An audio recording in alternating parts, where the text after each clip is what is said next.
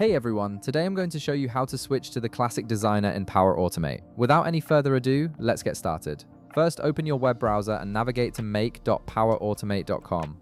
Once the page loads, log in using your account credentials. This will take you to your Power Automate dashboard, where you can access all your flows and settings. Now, before we switch to the classic designer, let's create a flow so you can see the difference. On the left side of your screen, you'll notice a navigation menu. Click on the Create option. This will open up various flow creation options that Power Automate offers for different automation needs. From the available options, click on Instant Cloud Flow. This type of flow is triggered manually and is perfect for testing purposes. When the setup window appears, go ahead and click Skip. We don't need to configure anything right now since we're just focusing on switching the designer interface. Now here's where the magic happens. Direct your attention to the upper right corner of your screen. You'll see an option labeled New Designer with a toggle button next to it. This toggle controls which version of the designer interface you're using. The new designer offers a modern look, but many users prefer the classic version for its familiar layout and functionality. Click on this toggle button to disable the new designer.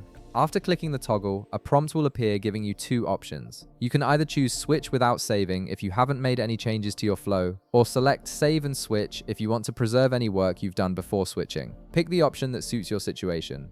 This flexibility ensures you won't lose any progress while changing your interface preference. Once you make your selection, Power Automate will automatically transition you to the classic designer.